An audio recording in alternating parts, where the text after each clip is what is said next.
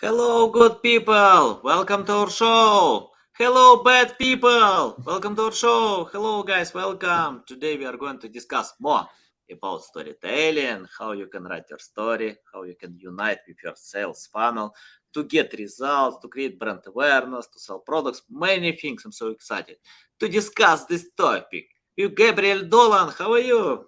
I'm good, Anatoly. How are you? I didn't know you had bad people listening as well. Ah, yeah, it's interesting about bad or good. Sometimes I'm bad, sometimes I'm good, and I'm biased. I can't estimate myself, but yeah, in most cases, if you ask anyone, they can reply they're good. So we don't know, but I respect anyone. It doesn't matter. If you are looking for skills, yeah, stay tuned. Mm. Gabriel, before we start, just tell more about yourself, experience, background, about your great book, about and anything that can help our listeners to learn more about you because you spoke twice on my podcast, and I have new listeners and they're Ah, willing to learn more.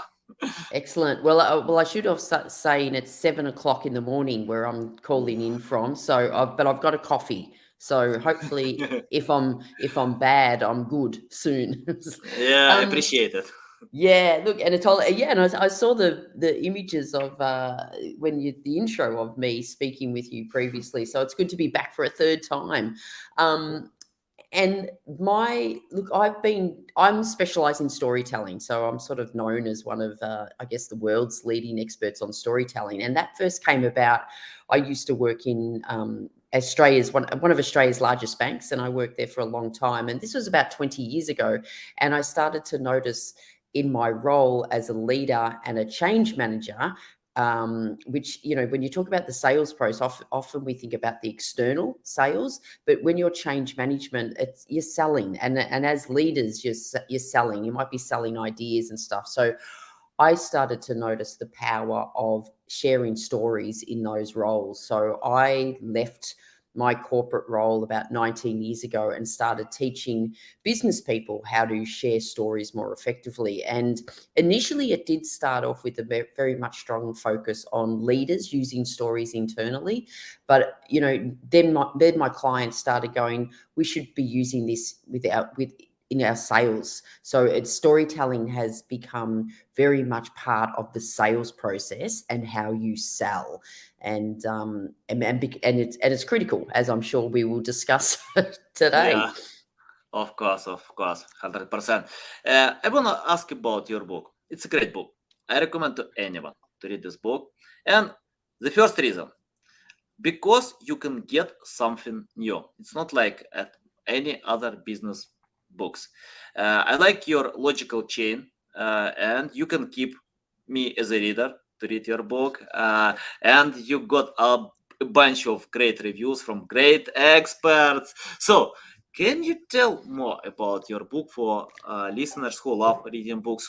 I Uh, yeah, I you can. can. I probably should show it. Okay, So sure. it's interesting. This is my latest book, and well, it's a couple of years old now, but it sort of has followed the evolution of storytelling in business. So initially, storytelling was seen as an internal thing, but now it's very much seen as how you sell. So what I love about the book is the title Magnetic Stories, and it's Yeah. connect with customers and engage with employees.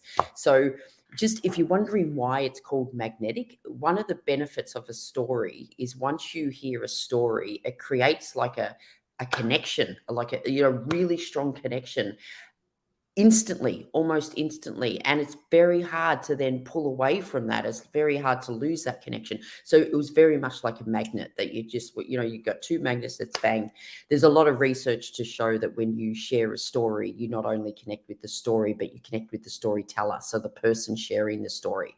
So I loved writing this book because Anatoly, I spoke to so many different companies around the world, all doing amazing things with sharing stories, from a restaurant in America, a fifth generational restaurant in America, that share great stories about their founders and things on social media, and just all the different ways you can share stories. So I that's why I loved writing this book. And yes, you're right. It has got a lot of reviews.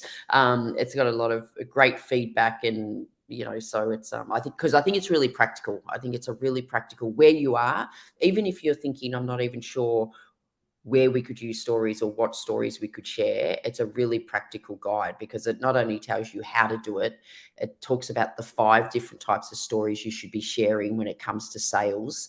And there's just a lot of really good stories in there that will give you some insights and maybe inspiration to go out and share your own. Yeah, awesome, valuable. Gabriel, I check on ChatGPT. Even more, I asked ChatGPT, please write me a story, and I got the story for a few seconds. Can you tell what is the main difference between AI written story and real story? And if you tested this tool, it will be great to share your tips. Why we need to write manually to consider our previous experience and anything else about that.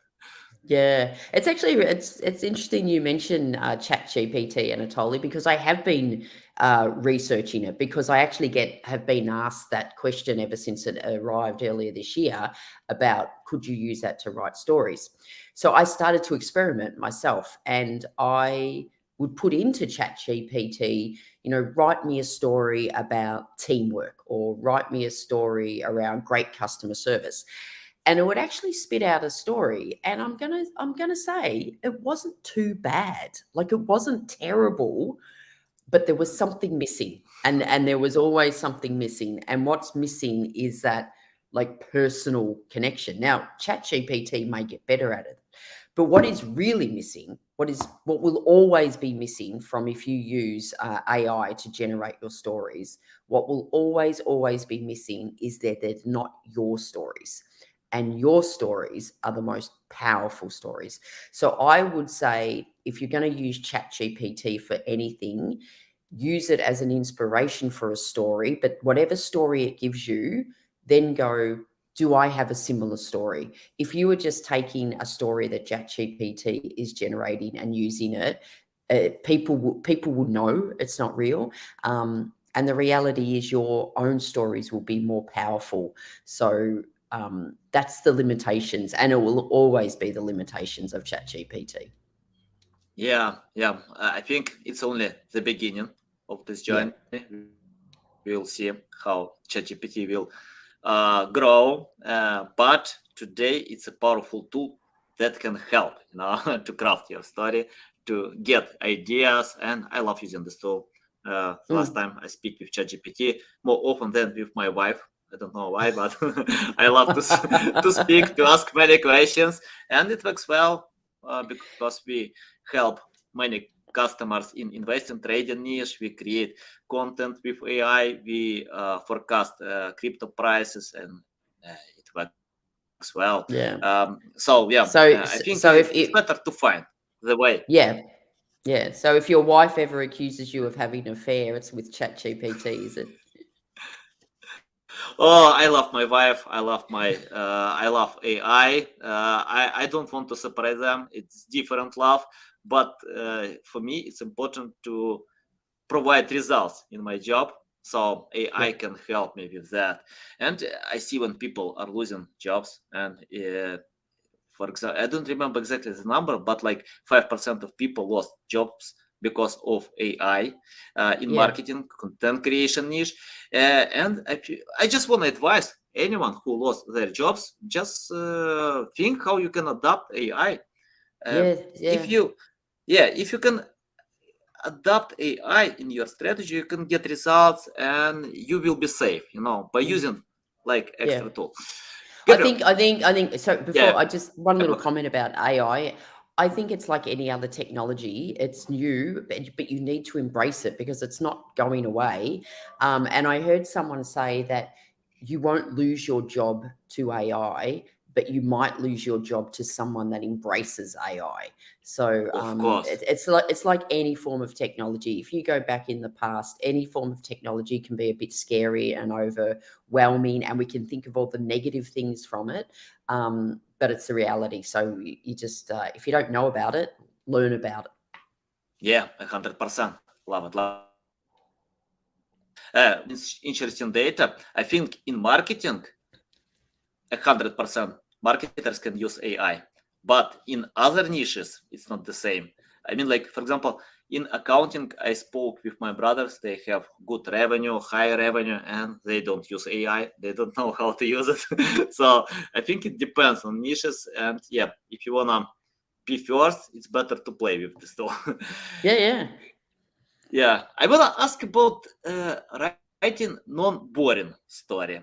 I think you can share great insights, valuable insights. But when I read your book, you can win my attention. I love to read books that can win me when I can forget about meal, about water, about anything else. I live on this book. So can you tell how to catch attention, how to hook attention in the beginning and retain until the end?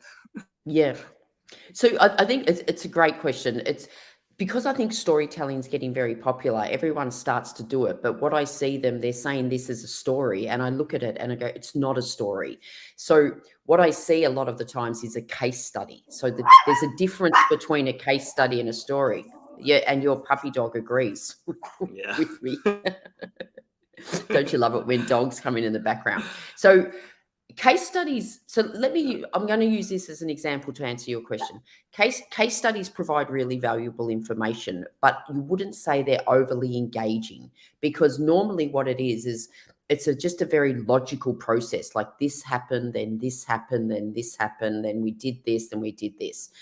With a story, though, you still want to follow a logical process, but you need to tap into emotion, and you need to get people to visualize something and to connect with something. And that's, I think, the most powerful stories anyone can share in business, and especially in the sales process, is a personal story. So we're not talking about a business example, we're talking about a personal story. And then, so for example, if you're speaking with a client, and I had this, would you like, I'll give you an example, Anatoly, and this is an Sure. Go example, ahead. and this is an example I Mhm. haven't shared before, because it's a very recent one I've come across. So I was working with a company, and I go in and I'm teaching all their salespeople how to share personal stories to connect with not only existing clients, but potential clients. So when they go into pitch for work. And one of the gentlemen, he said to me, I just don't know why or how I would share a personal story when I'm pitching for work with a client. And I go, tell me what's important to your client. Like, what value is important to your clients, but it's also important to you. And, he said, well, trust. And I go, right. So being wanting to be trustworthy is important to him, but he knows for his potential clients, ultimately what they want is they want to feel they can trust them. Now, that might be trust, it might be collaboration, it might be innovation, whatever it is, but figuring out what's important to your customer, and then also hoping that's important to you, so it's not lying about anything. And then I helped him work on a beautiful story about that he had to find a carer for his parent. So he tried to hire a carer, and he couldn't get the right one, and then he came across the right one. And the reason he gave this carer then the keys to the house, and it was such a relief for him because he trusted the carer. So he said the difference between this relationship was there was trust. And he just shared that story to say, given the opportunity, I will be that person for you, that you will feel that you can trust us, and it will be like a weight off your shoulders. So it was a really, really simple story about providing help for his dad, but linking it to the customer. And it was, it's a short 30-45 second story, but what that story is doing, it's creating a connection, and that's what engages us in a story. There's actually we can talk about being personal, we can talk about being emotional, we can talk about a connection, but that's what a story does. It's a story taps into emotion, and as human beings, we are emotional people. Yeah, I have my dogs. They usually take part on my podcast. I I have a know. cat. I think your cat just walked past. Yeah, look at your Yeah, cat. Yeah. So So so yeah, so people, we talk about emotion. When I say esposo. yeah. When we talk about emotion, I'm not talking about emotional, but as human beings, we make decisions based on emotion and we justify them on logic. So anyone any of your listeners that are in sales roles will know that people buy on emotion and they justify on logic, and a story can tap into emotion. Yeah, awesome, awesome. You mentioned that you can help companies to craft the story or teach them how to do it. And from my experience, it's tough when you explain to someone without experience, especially if this manager needs to transfer this data to stakeholders or other content creators. Can you tell your methods how you can consult companies to implement? Because according to some data, 40% of all recommendations are not implemented. So Mm. companies can pay like, let's imagine $10,000, yeah, and be wasted because of I don't know, many things, busy excuses, I don't know, name them. So tell your methods how to teach others to make action. Yeah. So first of all, you're right. So I think when I discovered storytelling back in my change management roles, it was when you're trying to get people to take action. Story is really powerful.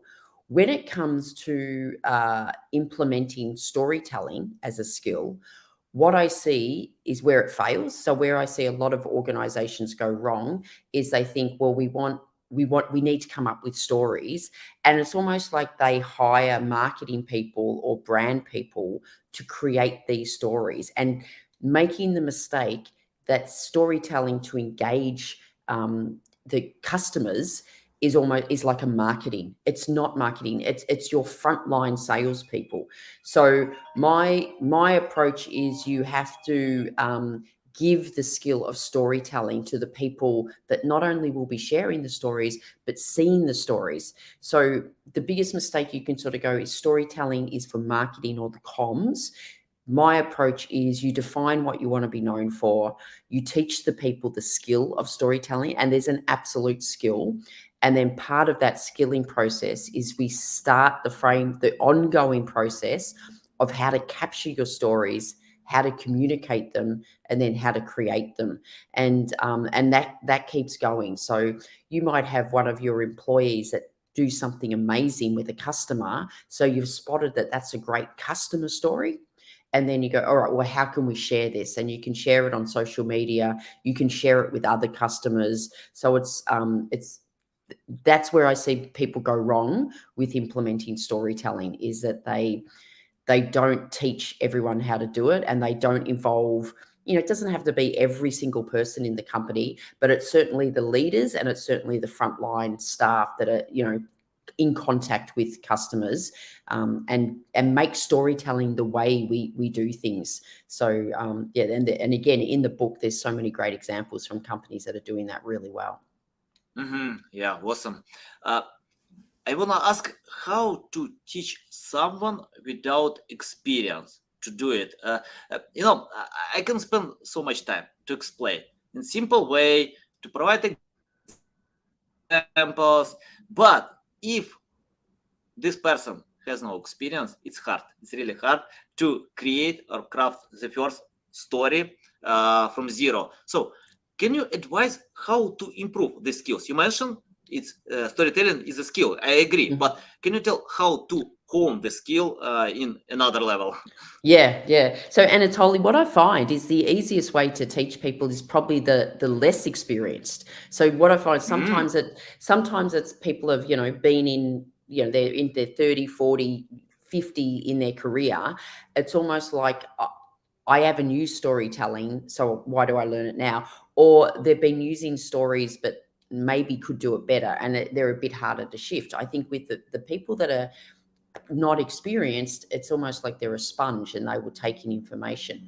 What I also find though is the stories. So someone will go, oh, well, I've only been at the company for 6 months, so I don't have any stories I can share. But again, it's not the stories, it's not necessarily stories about the company, it's stories about yourself. So for, again, it's tapping into what's important for you as a company or a person and what's important for your client. So let's just say innovation is really important. Like you might be selling innovative products, and you want to talk about how innovation is just part of you. If I was speaking, I could be training a 20-year-old with no work experience, but I would tap into stories about why innovation is important to them, and they would find their own story. So it's helping people first understand the power of stories, not only the personal stories, as in the non-work related stories, but also the work related stories, the power of them, and then teaching the skill of how to start the story. Because there's a process I take people through, because you don't want to be starting your story with, let me tell you a story. That's not a good way to start your story. What to put in the middle, how to keep them really short, and most importantly, how to end them.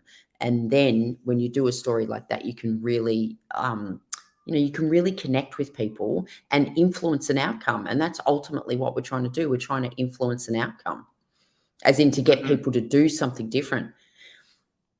Hey, do you want me? I'll share another example. You mentioned Another example. I'll show you. Yeah, sure. Go Yeah, ahead. yeah. So this is a really recent one. So I've been on your podcast 3 times, so I'm doing my best to come up Okay. with new content. So this is a great example. If you run a team, this is a great example of how you can influence or inspire your team to do something. So someone sent me this. So this was a manager who sent out this request via their internal communication channel. And I'm just going to read it for a bit. She Yeah, sure. said, she goes, "Hi team. The town I grew up in had an awesome outdoor pool, and some of my fondest memories are from days at that pool. In my 20s, I started dating a man who told me his grandfather dug the hole for that pool, and I was suitably impressed that I married him. I took our children to that pool and told them about their great grandfather who dug the hole for this awesome pool that was still there. We've long since moved away from the area, but now as a grandmother, I'm looking for a reason to come back to that pool to tell my granddaughter about her hole digging great great grandfather. I think it's human nature to want to leave a legacy and have pride in the achievements of our forefathers. So, I'm now looking for a volunteer to manage a component of the project that is possibly just as interesting as digging a hole. It will become your legacy. Any person intrigued, please reach out to me and we will discuss. One word clue: compliance. So she's literally looking for someone to do a compliance project. And I said to so I love the story, but then I said, did it work? Like, did the actual story work? And she said it worked like a charm. She said, it's literally the worst job you could do, and people are banging down her door saying, I want to leave a legacy. I will dig a hole. So to me, that's a great example of how you inspire people to do something. And in this case, it was a relatively boring compliance job, but she had people knocking on her door to do that. And you wouldn't get that result without that story. Yeah, interesting. Uh, you mentioned about crafting short story. I still get this question. It doesn't matter what kind of content, but about blog content, about video content, anything. Just tell me the length. You can reply, it depends. But you mentioned short story. Can you clarify what means short story and when we need to, or how to find this balance? Yeah. So my advice is your story should be no longer than 2 minutes. So I would say almost a really good, middle ground is like 60 to 90 seconds. So like a minute or so. So they're not long. Especially when you're sharing a personal story, people are intrigued, so they're listening to you. but there will come a time where they start thinking, get to the point. And the moment anyone starts thinking, get to the point, you're actually losing them. They're starting to disengage. They're not listening anymore. And if anyone has ever said to you, get to the point, I can guarantee you they've been thinking it for a lot longer before they've said it. So there's a real discipline in getting your stories that short. And I think the biggest mistake people make is they think everything's important. So they put everything into their story, and it's not. So you've got to come down to, and my technique to help people do that is have one single message. So one single message you want to communicate in the story. And then when you're deciding if it's relevant detail, always come back to, is this relevant to the message?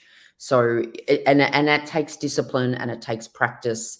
I ran a workshop the other week in it was in Japan actually. I ran this workshop, and I told them no longer than 2 minutes, and then they all shared their stories. And there was a couple of people that shared stories, and they went for 4.5 minutes.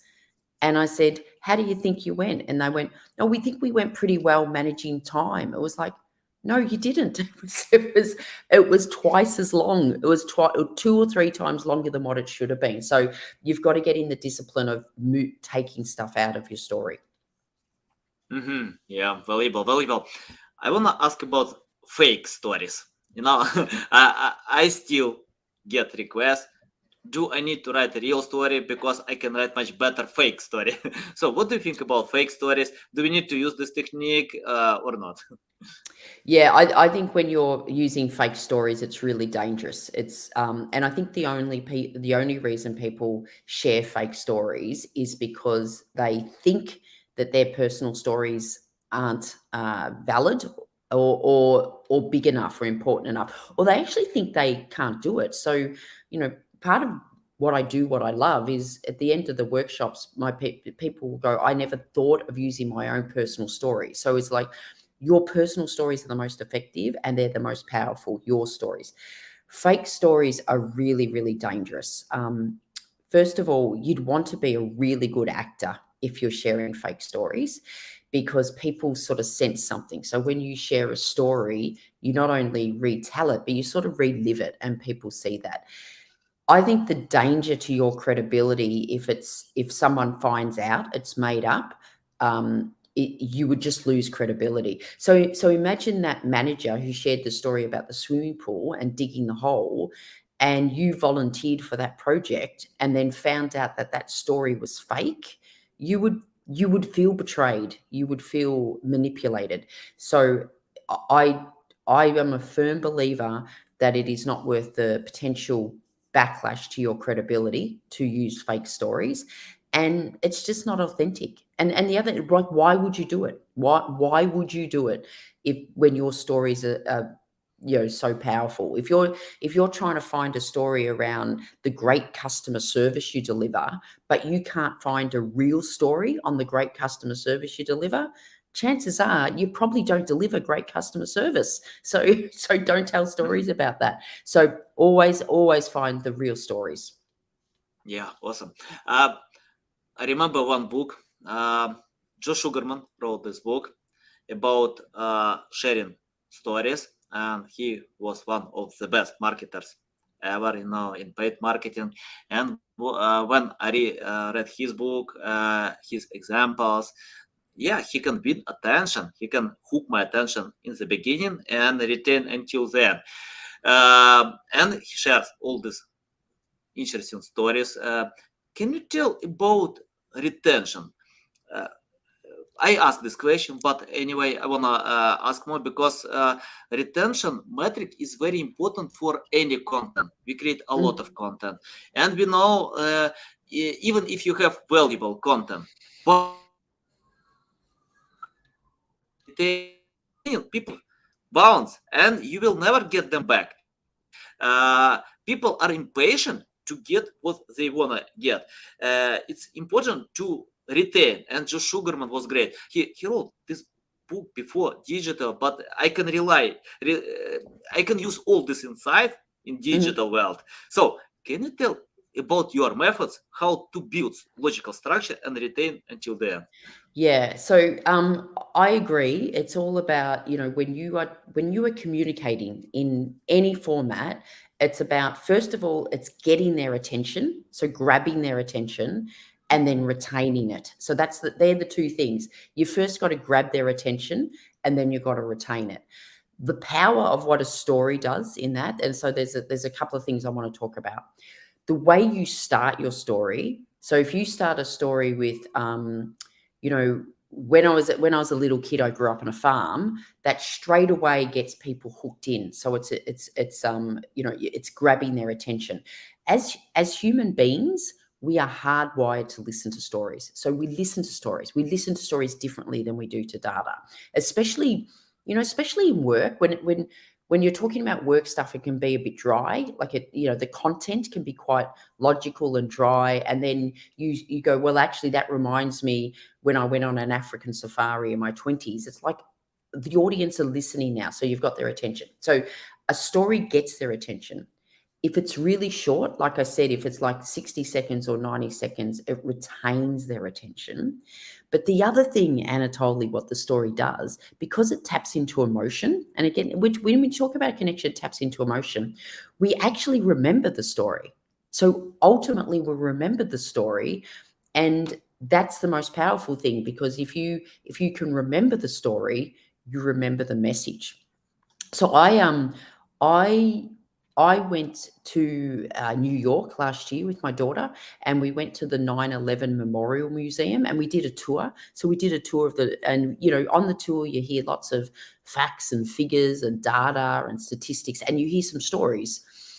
And so we were walking out of the tour, and my daughter Jess said to me, "Mum, how tall did the guy say that column was?" And I couldn't remember.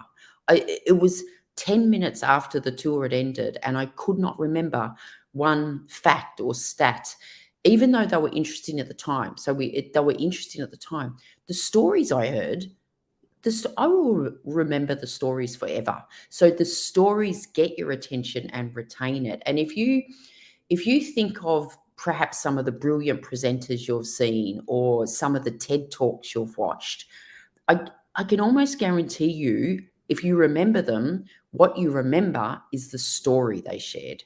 So it's the story we remember. And people will tell me that, and I go, "Do you remember anything else they spoke about?" I was like, "No, I only remember the story." So that's what a story gets their attention and retains their attention, but then they also remember it. So your message, they retain your message. Nice. You mentioned a few times about emotions, but we have different emotions. Can you tell how to learn what kind of emotions we need to provoke from our customers, how to collect data and give them what they want to get? Yeah, so I don't think we necessarily need to go, what emotion do we want to tap into? Mhm, The story will do that. So a story will tap mhm. into emotion by default. I think the key thing is you go, what's the message you want to portray in the story? So, like the example I gave you before, the message he wanted to portray was about trust. So do you want to betray trust? Do you want to, if you're speaking to your clients and you want to be known for, so again, decide what you want to be known for. Do you want to be known as trustworthy? Do you want to be known as innovative? Do you want to be known as collaborative? So define what you want to be known for, and then share the stories around that, and the story itself will tap into emotion. So you don't have to sort of go, "Oh, I want this emotion." I read an article once, and I forget who it was from. Someone was saying that the 4 types of stories people need in business, and one of the stories they said was a tearjerker. And I thought that was terrible advice, because it feels like manipulation. So you don't want to be going, "I want this story to tap into fear," or, I want them crying after this story. Or just come back to the message. What's the actual message you want to communicate? And if you use a story, by default, it will tap into emotion, because that's what stories do. Yeah, I think it's better to leave this job to politicians, they know E- how to provoke exactly. such emotions. Exactly. When you look at politicians, that's why it's all manipulation. They Yeah, will either tap into hope or they will tap into fear. And they're the yeah, two extremes of motions. And you see anything, in any country, that's one will tap into hope and the other will tap into fear. yeah, exactly. Love it. Yeah. Let's talk about mistakes. In marketing, it's important to do mistakes. Experiment. I even don't call mistakes, I call like learning, getting Hmm. skills. And I usually start anything else with mistakes because I can learn best practices, generic strategies, fail many times, endless times, then I can craft my skills to go ahead. So, can you list mistakes that we can avoid if someone Yeah. decided to write a story, but what kind of mistakes we can learn before doing? Yeah, that's really good because you do learn, and sometimes when you share a story, you'll go, "Oh, that didn't quite work," and you'll learn. But there are some things you should never do that are always going to be mistakes. So let's help your listeners never do Yeah. those. I think a few we've covered. Your stories have to be true. Like one of the biggest mistakes I see people make is use fake stories or make up stories or Mhm. exaggerate stories. So just keep your stories true and real and genuine. So that's one mistake to avoid. The other one is keep it short. So if you're going longer than 2 minutes in a story, it's too long. So just aim for about a minute or 60, 90 seconds. And that's so don't go too long. I think the other thing is how to start your story. So even though we as humans are hardwired to listen to stories, you don't start your story with let me tell you a story, because when people say let me tell you a story, it's like, oh, please don't tell me a story. So just start your story with what I call where it happened and when it happened. So 5 years ago I went on a holiday to Singapore, so it's like just time and place, so it's one sentence.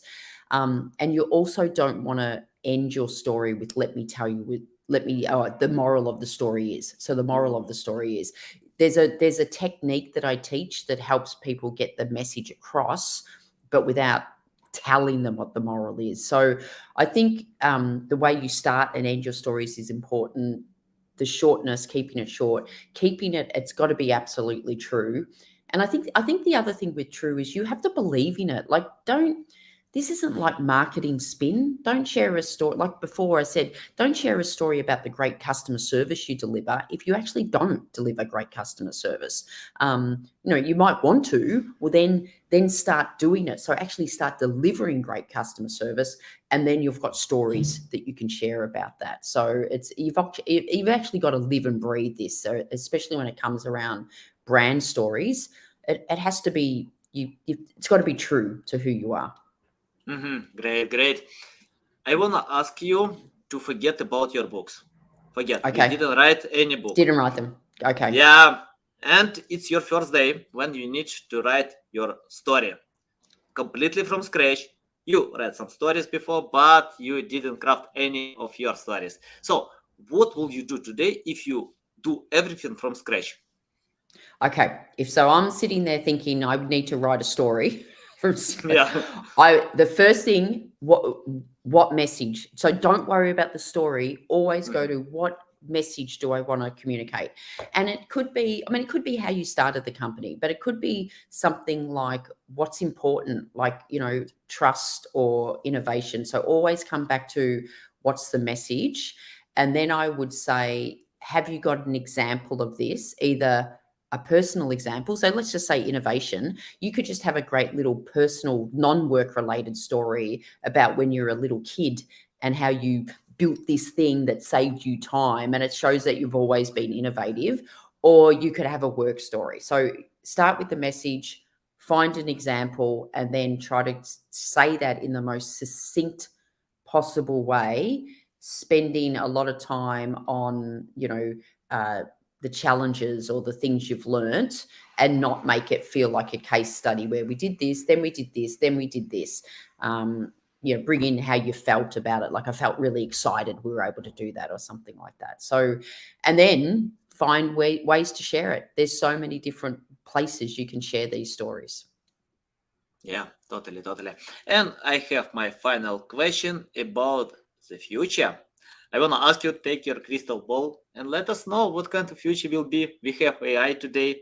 Apple is going to launch augmented reality. I don't know what kind of future will be because I'm terrible to forecast my future. I tried a few times with, but it didn't work.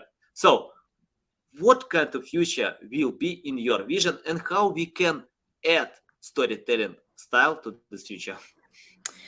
My hope, so I think anything like technology around this, it's both exciting and terrifying at the same time. But I think as we become more, as AI takes over more, I think the human connection is even more important. So storytelling, I think, will become more important. I actually saw a massive increase in sales and people wanting me to teach storytelling during COVID because we were physically disconnected, so people realize the importance of being emotionally connected and being real and genuine with each other. So I think as AI becomes smarter, it's going to be it's going to be really, really hard to separate what's real and what's fake. I mean, we see that now with deep fake technology.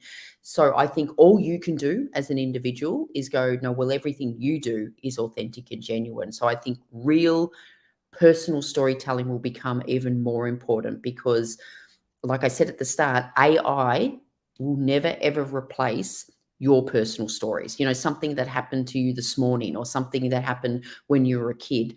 AI cannot replace that. It might be able to help you tell it better and might be able to, tidy it up, but it can never replace your personal story. So I think as we move more into an AI world, real personal storytelling is even more critical than it is now. Yeah, great. I think we still have time before Terminators will kill all human beings. So, and if we have this time, we can craft stories for human being. You can't craft story for AI, for Terminators, but if you wanna get emotions with your customers, you need to craft your stories. Gabriel, it's a big pleasure to get in my show. I love it so well, you bow. Tell the I best way. know. I think, and you're the first person that's had me back 3 times. So I feel like, Oh, this is the love, thank the you. love. Boop, boop, Thank you so boop. much. I tell the best way how to keep learning from you, how to reach out to you, how to follow you, how to read your books or find your books. Yeah, so LinkedIn is a good way to contact me. My website, gabrielledolan.com. And I'm actually got a public storytelling workshop coming up on the 1st of December. So I only run these twice a year, and one's coming up on the 1st of December. So you'll find that on the website or on my LinkedIn posts, or just, send me a direct message on LinkedIn. Great, great. Okay, guys, I'll share links in the description below. Listen us on Apple, Google, Spotify. I recommend to anyone to read books. I'm going to review these books on my LinkedIn post because if you wanna become a better storyteller and marketer, you need to do it. Yeah, these great books. Okay, guys, love you. See you.